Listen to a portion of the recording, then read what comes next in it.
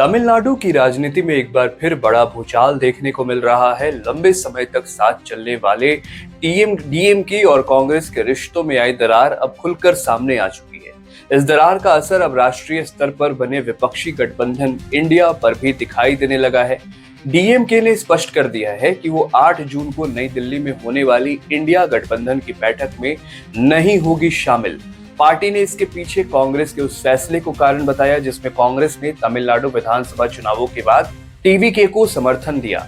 DMK का कहना है कि कांग्रेस ने 2 दशक पुराने राजनीतिक रिश्ते को तोड़कर उसके साथ विश्वासघात किया है।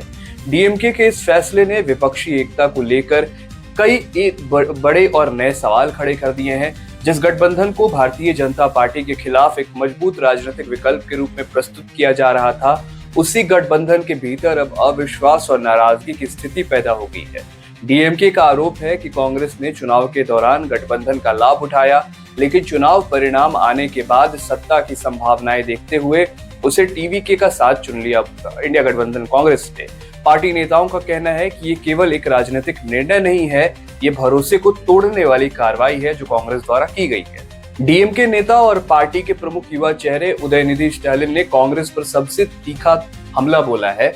उन्होंने कहा कि कांग्रेस ने डीएमके की पीठ में छुरा घोंपा है और पार्टी इस विश्वासघात को कभी नहीं भूलेगी। उदयनिधि ने सार्वजनिक कार्यक्रमों में कहा कि बीते 20 वर्षों तक कांग्रेस तमिलनाडु में डीएमके के कंधों पर सवार होकर राजनीति करती रही, लेकिन अवसर मिलते ही उसने गठबंधन छोड़कर टीवीके का समर्थन कर दिया। उन्होंने यहां तक कहा कि भविष्य में कांग्रेस पर कभी भरोसा नहीं किया जाना चाहिए। उनके बयान ने ये स्पष्ट कर दिया कि डीएमके के भीतर कांग्रेस को लेकर गहरा आक्रोश मौजूद है। दरअसल तमिलनाडु विधानसभा चुनावों के बाद राज्य की राजनीति में तेजी से घटनाएं बदली हैं। चुनाव परिणामों में किसी दल को स्पष्ट बहुमत नहीं मिला और सरकार गठन को लेकर कई संभावनाएं सामने आई। इसी दौरान कांग्रेस ने डीएमके के साथ अपने लंबे गठबंधन को समाप्त करते हुए टीवीके को समर्थन देने का फैसला किया। कांग्रेस के इस कदम ने राजनीतिक समीकरण बदल दिए और टीवीके को सरकार बनाने में की दिशा में महत्वपूर्ण बढ़त मिल गई। डीएमके का आरोप है कि कांग्रेस नेता ने सत्ता के समीकरणों को देखते हुए सिद्धांतों और पुराने रिश्तों को दरकिनार कर दिया। डीएमके का यह भी कहना है कि कांग्रेस के इस कदम से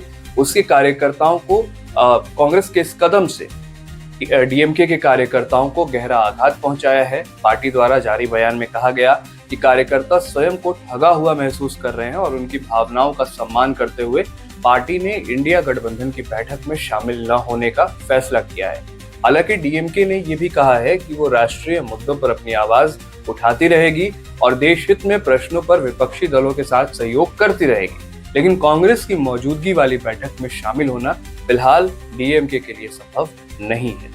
अब देखिए, ये केवल एक राज्य स्तरीय विवाद नहीं है, इसका असर राजनीति पर भी पड़ सकता है जो राष्ट्रीय राजनीति है उस पर। इंडिया गठबंधन की सबसे बड़ी चुनौती हमेशा से विभिन्न क्षेत्रीय दलों के हितों में को साथ लेकर चलना रही है। जब गठबंधन के भीतर शामिल दलों के साथ राज्य स्तरीय हित आपस में टकराते हैं, तब राष्ट्रीय स्तर की एकता कमजोर पड़ने लगती है। डीएमके और कांग्रेस के बीच पैदा हुई दूरी इसी चुनौती का एक बहुत बड़ा उदाहरण मानी जा रही है।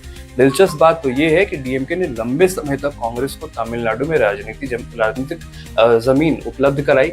दोनों दलों ने कई चुनाव साथ लड़े और संसद से लेकर विधानसभा तक एक दूसरे का सहयोग किया, लेकिन चुनाव के बाद अचानक जो बदले जो घटनाक्रम है उसने रिश्ते को गहरे संकट में डाल दिया। और डीएमके नेताओं का आरोप है कि कांग्रेस ने चुनाव में मिली सफलता का लाभ उठाने के बाद गठबंधन धर्म का पालन नहीं किया।